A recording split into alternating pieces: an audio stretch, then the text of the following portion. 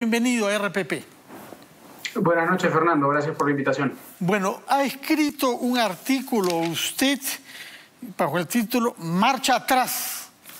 Y noto que ahí dice usted lo siguiente. Habla de una loable pero deprimente proclama en la que se comprometen a abdicar, entre otras cosas, de quedarse en el poder más allá del periodo por el que fueron elegidos. Está hablando usted de la llamada proclama ciudadana promovida por los obispos católicos, las iglesias evangélicas, Transparencia y la Coordinadora de Derechos Humanos. Después de haber visto la ceremonia de hoy a las 11 de la mañana, ¿sigue pensando que esa es una iniciativa loable pero deprimente? En el fondo sí, porque creo que es algo triste pensar que todos candidatos a la presidencia tengan que poner por escrito cosas que ya están escritas en la Constitución. Hago énfasis en lo loable y destaco la iniciativa de organizaciones como Transparencia o organizaciones de la sociedad civil como las iglesias que han estado presentes y que han fomentado esto, pero es un poco llamativo que tengamos que invitar a los dos candidatos a firmar un documento mínimo de resguardo, de defensa de la democracia que no debería existir en primer lugar. De ahí en una democracia perfecta no, en una democracia perfecta de ángeles no, pero siendo los seres humanos como son, que usted pida al presidente que se comprometa a no modificar el mandato y a no permitir la reelección, no es algo chocante, porque esto ha sido hecho no solamente por Fujimori, que fue el primero en el año 95, que rompió el tabú creado desde la época de, como usted lo sabe mejor que yo, Porfirio Díaz, pero después vino Uribe, después vino Saúl Menem, después hubo Brasil, de manera que es una costumbre que se difundió como reguero de pólvora y es perfectamente razonable pedir, ustedes tienen derecho a buscar otra vez cambiar esta norma, pero comprométanse a no intentarlo. ¿Por qué le parece algo deprimente eso? No la proclama, me parece triste y por eso también era el tenor del artículo que hay una erosión de la democracia en general. Tú bien señalas que lo que estamos viendo en los últimos 20, 30 años es un guión muy parecido, no solo en América Latina, sino en varios lugares del mundo, que es dinamitar o erosionar la democracia por dentro. Ya no son los tanques en las calles, sino es el propio líder, normalmente el que va acumulando poder, va tomando por asalto ciertas instituciones democráticas, va dinamitando la democracia por dentro. Entonces, no me deprime la proclama, de repente no por insistir en eso, sino... Se dejó llevar por un ánimo melancólico, quizás, porque la realidad es cierto, hay una erosión de la democracia en América Latina y en otras regiones del mundo, pero esto podría ser percibido como una iniciativa positiva para reforzar nuestra democracia y la expresión de que la llamada sociedad civil quiere participar y quiere comprometerse. Yo lo veo sonreír cuando yo digo eso. Sin embargo, usted considera que esto es deprimente, que hayan hecho esto. No. Es loable, pero deprimente, dice usted.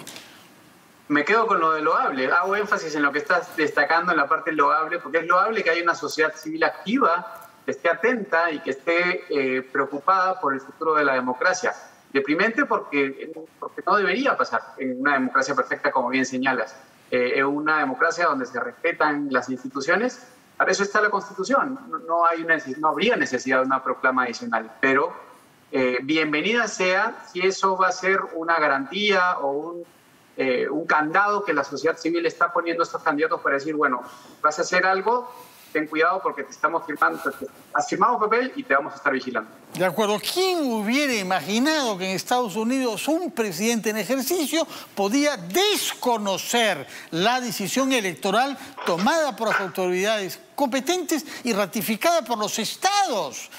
Y sin embargo, vimos eso, de manera que podemos decir hubiera sido una buena idea que le pidan a los candidatos en Estados Unidos que se comprometan a reconocer sin dudas ni murmuraciones el fallo que proclame la autoridad competente. Es verdad. Y cuando tuvo la oportunidad, en 2 ocasiones Trump se negó a hacerlo. Trump dijo, se le pidió en debates presidenciales, usted va a reconocer al ganador de las elecciones en noviembre. Y él dijo, depende, o básicamente fue una buena señal y eso es un buen paralelo de que él no estaba dispuesto a hacerlo.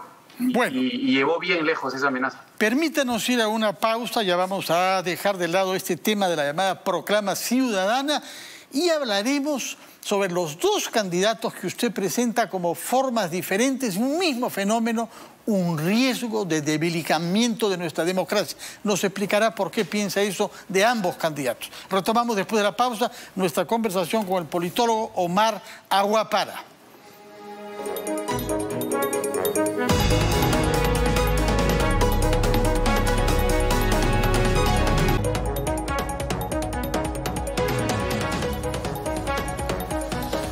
Son las 7:36, estamos conversando con el politólogo Omar Aguapara, decano de la Facultad de Ciencias Políticas de la UPC, y nos había explicado por qué tuvo una actitud crítica, al mismo tiempo que elogiosa, sobre la proclama ciudadana que ha sido firmada oficialmente esta mañana a las 11 de la mañana, tanto por Keiko Fujimori como por Pedro Castillo. Pero ese artículo contiene también apreciaciones severas sobre otros candidatos, no solamente son los dos que han pasado a la segunda vuelta, pero concentrémonos en los dos que han pasado. Usted dice que corresponden a dos tradiciones antidemocráticas de nuestra historia nacional. Explíquenos por qué, por favor, en qué consisten estas dos corrientes y por qué los dos candidatos encarnan negativamente estas tradiciones antidemocráticas de nuestra historia.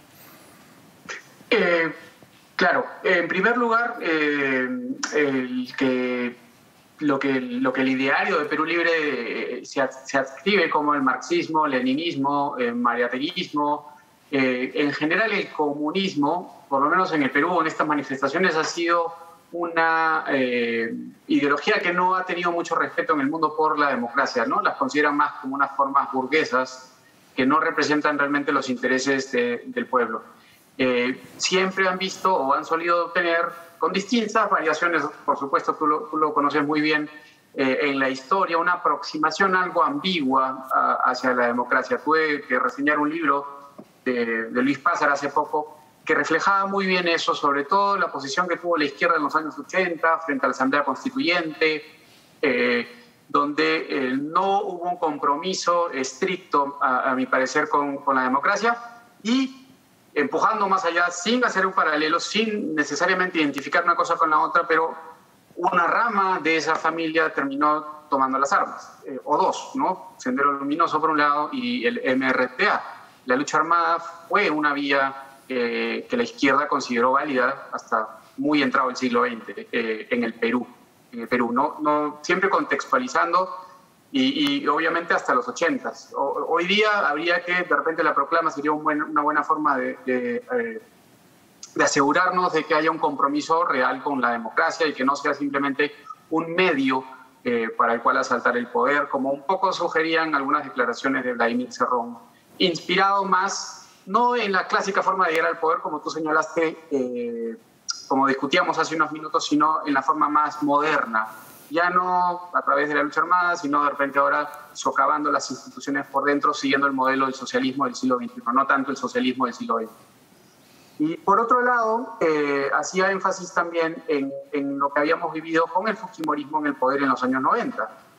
Hay una reivindicación, y eso creo que ha dado lugar a confusiones entre algunos. Yo no estoy criticando directamente a Keiko Fujimori, yo hablaba del fujimorismo y su paso por el poder en la década de los 90, donde tampoco hubo un respeto por las formas democráticas, empezando por el autogolpe del 5 de abril. Y una vez que volvimos o retomamos el cauce democrático bajo presión de los organismos internacionales como la OEA, atropellos a ciertas instituciones como el Poder Judicial, el Tribunal Constitucional, el entonces Tribunal de Garantías Constitucionales, y incluso la compra de congresistas, en fin, la reelección, la interpretación auténtica, una serie de cosas que obviamente creo que nadie discutiría hoy, por lo menos nadie lo hace en el mundo académico, el hecho de que los 90 en el Perú no fueron democráticos. Esa es una herencia, esa es una tradición que hoy de alguna manera se reivindica y hay que tener cuidado con lo que reivindicamos hoy. Usted cita en su artículo una afirmación derivada de un estudio de nuestro colega Martín Hidalgo que sugiere la posibilidad de que algunos grupos políticos lleguen a través de elecciones al poder para apropiarse de nuestra democracia. ¿Cree que es tan frágil nuestra democracia que algo de este tipo sería posible? ¿O siente usted que hay una conciencia de que no queremos ser gobernados de una manera no autoritaria y fuera del marco establecido por la ley? Ese es el otro punto, el otro eje que buscaba destacar en el artículo cuando hablaba de esta marcha atrás, es que hoy, por la coyuntura que estamos viviendo, la democracia llega algo debilitada, no llega con tanta fortaleza.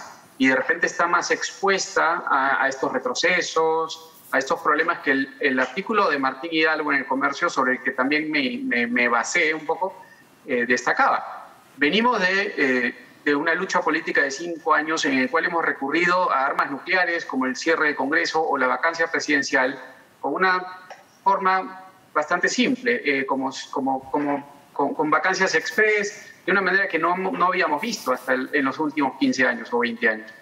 Estamos muy golpeados por la pandemia y hay una serie de escándalos de corrupción que se destaparon por la Lavajato que también han dilapidado mucho el capital político de algunas fuerzas políticas que habían gobernado en los últimos 20 años. Esa suma de condiciones hacen que quizás la democracia que se inaugure, el nuevo gobierno que tome la posta el 28 de julio tenga menos candados, menos facilidades para intentar tomar el poder o acumular un poder más allá del que las elecciones le dieron. De acuerdo, yo no quiero generar problemas con sus alumnos, pero sí quisiera preguntarle, usted que está en contacto con jóvenes en torno a los 20 años, ¿usted siente que ellos tienen más o menos convicción democrática que los de mi generación, por ejemplo, que no le tenían tanta, porque como usted dice, había un cierto desprecio a la democracia llamada burguesa, ¿no? Y habían ejemplos de guerras en el mundo, etcétera,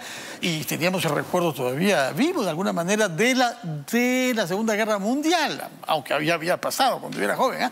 Pero, de todas maneras, a mí me da la impresión de que los jóvenes de hoy rechazan más espontáneamente toda forma de autoritarismo o de voluntad de manipularlos sin respetar sus derechos. Y eso hasta lo sufren algunas autoridades universitarias, me parece, ¿eh?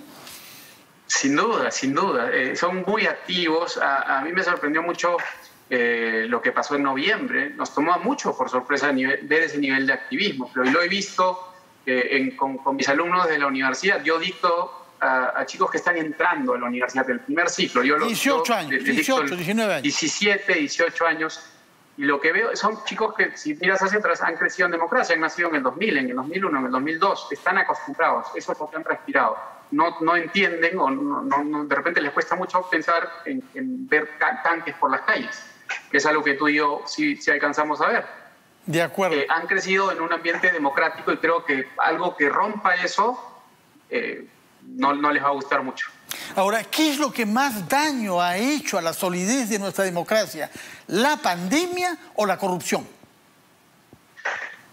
Creo que son fenómenos distintos, ¿no? Es como el efecto que tiene. La corrupción te corroe. Son como termitas que están por dentro y te están golpeando mucho los cimientos de la estructura. La pandemia ha sido como un terremoto, ¿no? La pandemia ha sido como un terremoto que ha tenido un efecto, nos ha sacudido y, como te digo, con una estructura algo corroída por estas tapitas. Las dos son dañinas para la democracia, las dos nos han golpeado mucho. Creo que un poco el reflejo de eso ha sido la primera vuelta, el voto absolutamente atomizado y fragmentado. Creo que ha sido un buen reflejo de que la gente en verdad no tiene las expectativas muy bajas. Y para terminar conversando sobre aquello de lo que conversábamos antes de tomar contacto con usted, que es Chile, lo que llama la atención en el Chile es que la gran explosión de descontento social no tuvo nada que ver con la pandemia, porque se produjo antes de la pandemia, unos meses antes. Sí. Y sin embargo, tuvieron que postergar la fecha de su votación por la pandemia, y cuando se produce la votación hay una tasa muy baja de gente que ha ido a votar, solo 43%. Sí, creo que allí lo que hubo... La gente está un poco sorprendida, todavía están haciendo un poco la autopsia de lo que ha pasado entre la magnitud de lo que había sido el estallido, la magnitud de las movilizaciones y la poca respuesta, la poca convocatoria que ha tenido esta elección en atraer a la gente a votar. De todas maneras, hay un resultado que creo que ha sido igual sorpresivo para muchos. Esto podría ser un llamado de atención para aquellos que proponen, por ejemplo, un voto voluntario, ¿no? Por ejemplo, en el Perú. porque el gran perdedor de esta votación creo que ha sido la derecha, o al menos el presidente Piñera o las fuerzas de derecha en Chile, y es un llamado de atención también a la clase política chilena en general. Ya la habían golpeado bastante desde el 2019, y esto ha sido una reafirmación de ello, con alto número de independientes que han llegado al Congreso, a la Asamblea. Muchas gracias, doctor Omar Aguapara. Muchas gracias por su tiempo, por las explicaciones que nos ha hecho y por la interpretación auténtica que ha hecho de su artículo sobre el resquebrajamiento posible de nuestras instituciones democráticas. Muchas gracias. Buenas noches. Un gusto, Fernando. Vamos a hacer una pausa, después de la cual recibiremos con mucha satisfacción al rector de la Universidad Católica, Carlos Garatea Grau, universidad que ha publicado el día de ayer en varios diarios de nuestra capital un comunicado sobre la situación que nuestro país está viviendo. Primero vamos a una pausa y luego entrevistamos a Carlos Garatea Grau, rector de la Universidad Católica.